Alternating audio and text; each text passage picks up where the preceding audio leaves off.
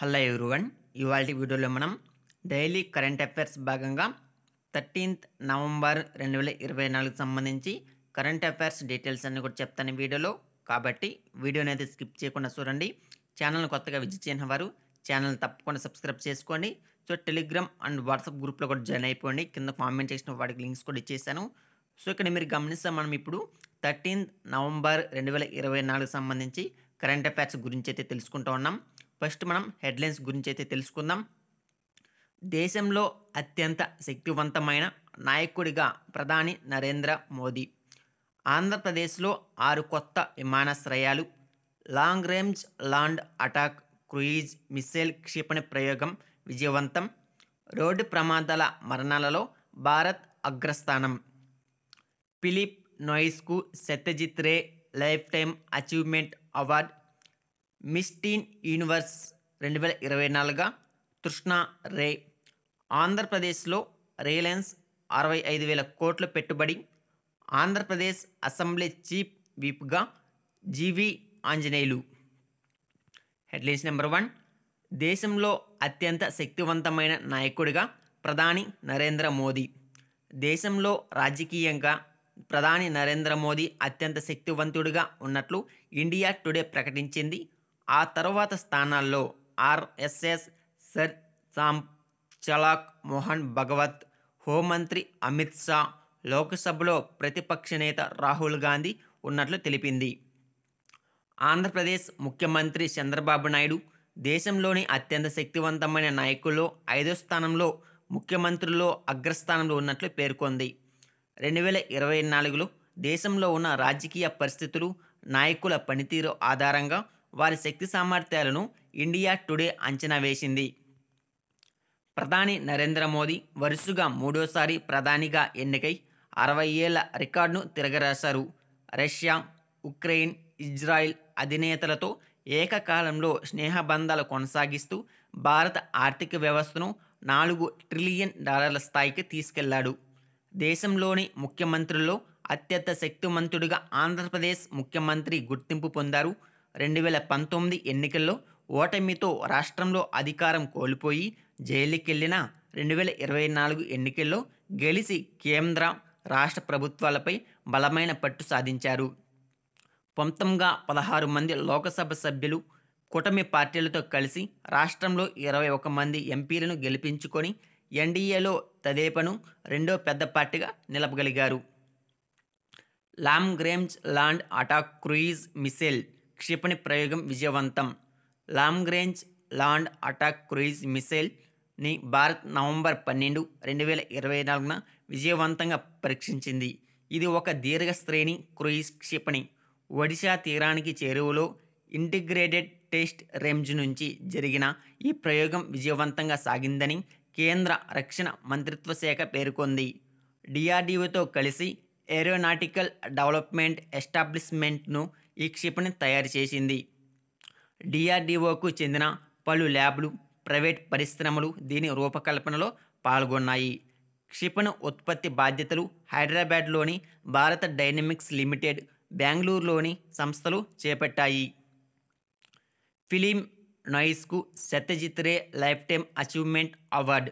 Clear and present danger, స్టాల్ మరియు rabbit proof fence వంటి ప్రశంసలను పొందిన రచనలకు ప్రసిద్ధి చెందిన ఆస్ట్రేలియాకు చెందిన ఫిలిం మేకర్ ఫిలిప్ నోయిస్కు 2024 సంవత్సరానికి గాను Satyajit Ray life time achievement award ప్రకటించారు. నవంబర్ 20, 28, 2024 వరకు గోవాలో జరగనున్న 55వ ఇంటర్నేషనల్ ఫిలిం ఫెస్టివల్ ఆఫ్ ఇండియాలో ఈ అవార్డును ఫిలిం నోయిస్కు అందజేయనున్నారు. ఆంధ్రప్రదేశ్లో రిలయన్స్ 65,000 కోట్ల పెట్టుబడి.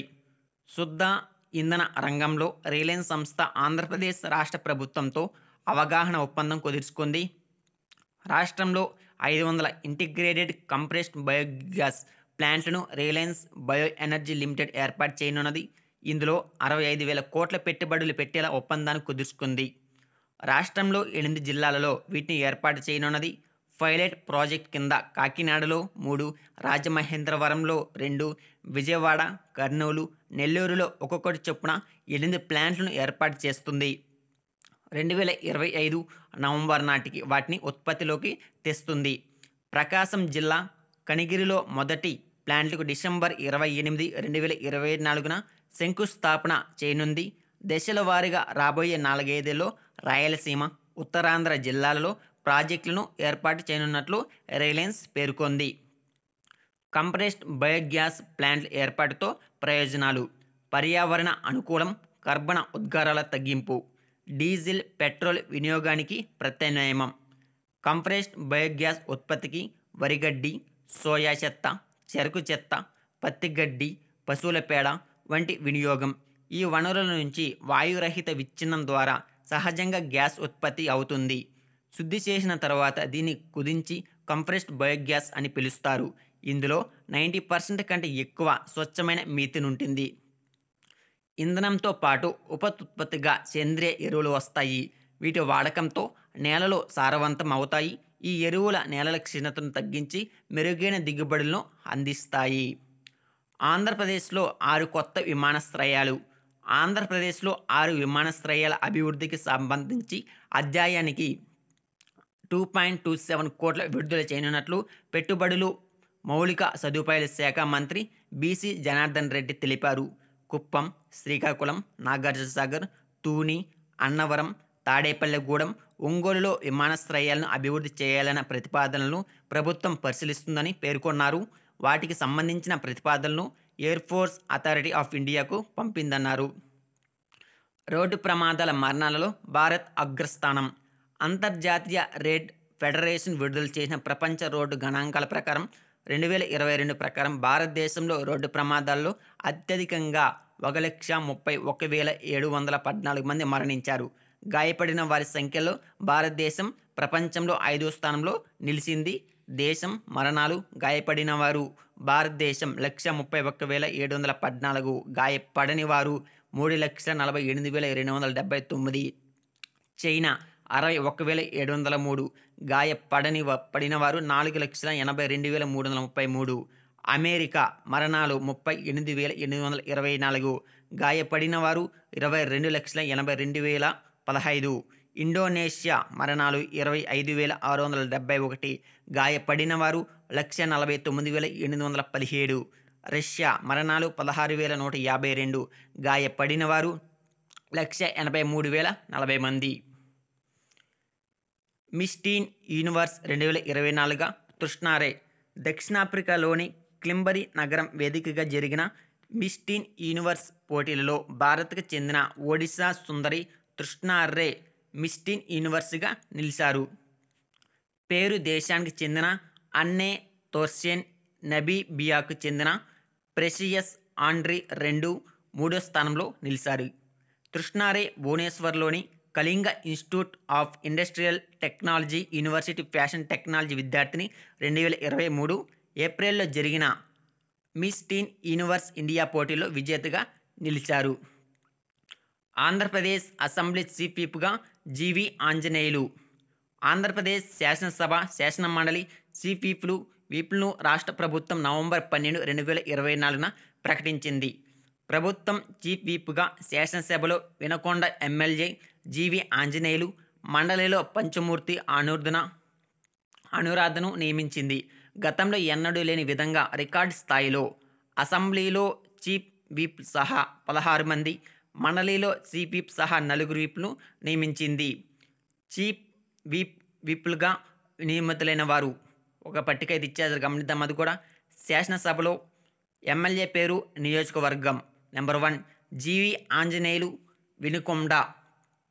బోండా ఉమామహేశ్వరరావు, విజయవాడ మధ్య.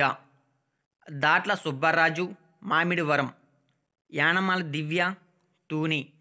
Doctor VM Thomas Gangadhara, Nellore. Thoyaka Jagadeeswari, Kurupam. Kalava Srinivasulu, Rayadurgam. Reddeppagari Madhavi, Kadapa. PGVR Naidu, Visakha పశ్చిమ. తంగిరాల సౌమ్య, నందిగామ. ఎర్లగడ్డ వెంకటరావు, గన్నవరం. బెందాం అశోక్, ఇచ్చాపురం. అరవ శ్రీధర్ రైల్వే కోడూరు, బొలిశెట్టి శ్రీనివాస్ తాడేపల్లెగూడెం, బొమ్మిడి నారాయణ నాయక్ నరసాపురం, సదిపిరాల ఆదినారాయణ రెడ్డి జమ్మలమడుగు. శాసన మండలిలో ఎమ్మెల్యే పంచమూర్తి అనురాధ తెదేపా పార్టీ, వేపాడ చిరంజీరావు పార్టీ తెదేపా. శాసన మండలిలో ఎమ్మెల్యే కంచర్ల శ్రీకాంత్ తెదేపా, పిడుగు హరిప్రసాద్ జనసేన. అందెశ్రీ ఖాదర్లకు లోకనాయక్ పురస్కారాలు.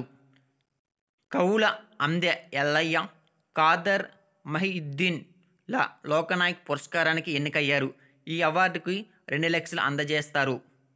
కృష్ణా జిల్లా చెల్లపల్లిలో 10 ఏళ్లుగా వీధులను శుభ్రం చేస్తున్న డాక్టర్ డిఆర్కే ప్రసాద్, పద్మావతి దంపతులను, నెల్లూరు జిల్లాలో స్వర్ణ భారత్ ట్రస్ట్ ద్వారా సేవలందిస్తున్న దీపా వెంకట్ను సమాజ సేవ పురస్కారాలకు, ప్రముఖ న్యూరో సర్జన్ డాక్టర్ హరినాథ్ పొలిశెర్లను జీవన సౌపల్య పురస్కారానికి ఎంపిక చేశారు. ఈ అవార్డు కింద వీరికి 1 లక్ష నగదును అందజేస్తారు. ఈ పురస్కారాలను జనవరి 18, 2025న ప్రదానం చేస్తారు. డాక్టరేట్ జనరల్ ఆఫ్ కమర్షియల్ ఎగుమతుల్లో ఆంధ్రప్రదేశ్కు 5వ స్థానం.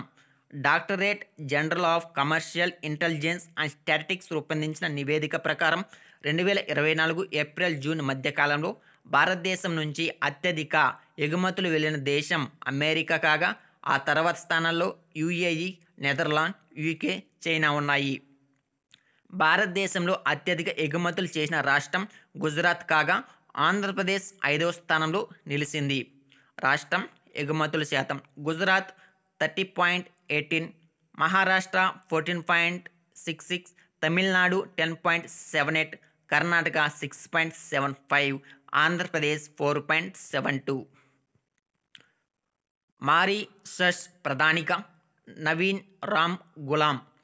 ద్వీపదేశం అయిన మారిషస్ దేశ ఎన్నికల్లో ప్రతిపక్ష కూటమి ది అలయన్స్ ఫర్ చేంజ్ అధికార కూటమి ప్రధాని ప్రవీణ్ జగన్నాథ్పై విజయం సాధించింది.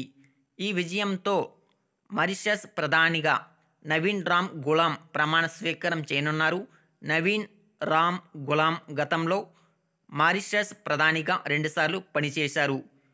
మారిషస్ అధ్యక్షులు పృథ్వీరాజ్ సింగ్ రూపన్. రాజధాని పోర్ట్ లూయిస్. కరెన్సీ మారిషస్ రూపాయి. ఇది మా నవంబర్ 13కి సంబంధించి డీటెయిల్స్ కరెంట్ అఫైర్స్ మొత్తం కూడా. నెక్స్ట్ వీడియోలో మనం 14th కరెంట్ అఫైర్స్ గురించి అయితే తెలుసుకుందాం.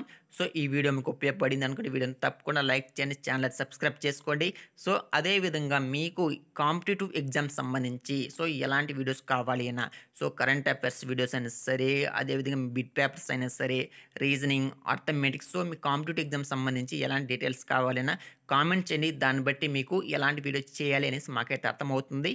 ఓకేనా? ఈ వీడియో ఎలాగుందో కూడా తప్పకుండా కామెంట్ చేయండి. వీడియోగా లైక్ చేయండి, ఛానల్ సబ్స్క్రైబ్ చేసుకొని. Finally thank for watching this video.